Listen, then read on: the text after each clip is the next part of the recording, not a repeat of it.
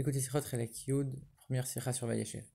Au début de la paracha, quand Yosef il raconte ses rêves à ses frères, il y a le rêve où sa gerbe de blé, elle se lève devant toutes les gerbes de ses frères, et les gerbes de ses frères se prosternent devant sa gerbe de blé.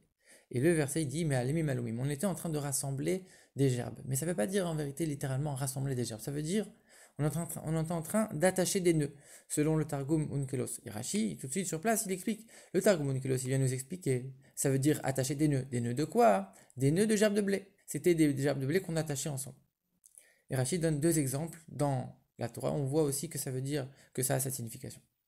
En vérité, Rachid ici, il n'a pas juste envie de nous dire que ça a le sens d'attacher dans le sens de nouer. Non, ici Rachid il est surtout intéressé à dire qu'il s'agit de blé. Parce que en vérité, on sait que chaque rêve de Yosef, il était dit en tant que prémonition, tout comme les rêves de Pharaon. Et on voit que dans chaque rêve, chaque détail dans les rêves de Pharaon, il avait une importance.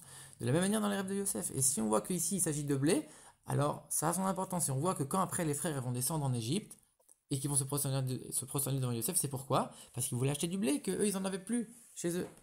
Et donc Rachid, lui, il trouve important de noter qu'ici, il s'agit précisément de blé. Ils ont rassemblé du blé, ils ont attaché des gerbes de blé. Et a priori, ça aurait dû être en deux explications, mais comme la raison pour laquelle Rashi il choisit de donner le sens d'attaché, c'est parce qu'il veut forcément parler de blé. Et Rashi il va même jusqu'à citer le Targum Onkelos, alors que normalement juste il donne référence. Parce qu'il y a un autre Targum, le Targum Yerushalmi, où on ne donne pas ce même sens de attacher. On donne le sens de rassembler. Et donc Rashi veut bien souligner ici, comme il s'agit de blé, parce que le rêve il doit être précis et qu'on voit qu'après il s'agissait de blé quand ils sont descendus en Égypte. Alors forcément que ça veut dire attacher. Si tu rassembles seulement les gerbes de blé, alors ça s'envole. Il faut les attacher. Et tout est centré sur le fait que c'était du blé. Rachid donne deux exemples, un exemple de la Torah écrite, un exemple de la Torah orale, pour montrer que dans les deux endroits, c'est le même langage qui est utilisé pour parler de blé, donc il n'y a pas de doute. Surtout quand on est en train de parler de la Mishnah, c'est des lois, donc c'est quelque chose de précis, et donc on ne peut pas donner une interprétation, ça doit être clair de quoi on parle dans la Mishnah. Et donc c'est pour ça que Rachid donne deux exemples, deux preuves dans lesquelles ce mot est utilisé dans le sens de blé, alors que d'habitude il se suffit d'une seule preuve quand elle est bien. Mais comme ici il fallait montrer et le langage des sages et le langage de la Torah, et que la Mishnah c'est clair, il n'y a pas d'ambiguïté, ici on est en train de parler d'attacher des gerbes de blé. Maintenant spirituellement ça représente quoi attacher des gerbes de blé? Dans le Torah Or de cette semaine, on explique que rassembler les gerbes de blé et les attacher, ça représente le fait de rassembler les étincelles de sainteté qui ont été éparpillées lors de la création du monde, les rassembler vers la divinité, les attacher à la divinité. Par le biais de la Torah et des mitzvot, raffiner le monde, élever le monde et les étincelles de sainteté qui sont cachées dans la matérialité et les forces du mal qui sont inhérentes au monde. Et pour rassembler des gerbes de blé, on ne peut pas le faire à la maison, il faut sortir dans le champ. De la même manière, c'est vrai que c'est important de travailler sur soi, dans son service de du personnel, de progresser, etc. Mais il faut sortir dans le champ, il faut aller voir d'autres juifs, les rapprocher à la Torah, à l'étude de la Chassidut, leur faire tchouva, rassembler le maximum, élever le maximum d'étincelles de sainteté et les attacher à Dieu. C'est pour ça que Rashi ici, il est en train de parler, il dit pas ça veut dire rassembler comme le Targum Yerushalmi, il dit non, ça veut dire attacher. Ici on est en train de parler d'attacher. Il faut les attacher à Dieu, ces Baal et Tchouva. Il faut les attacher d'une manière qu'ils se détacheront jamais. Pas uniquement ils sont rassemblés, mais c'est éphémère. Ils vont s'attacher et ne jamais se détacher, comme un nœud qu'on ne peut pas défaire.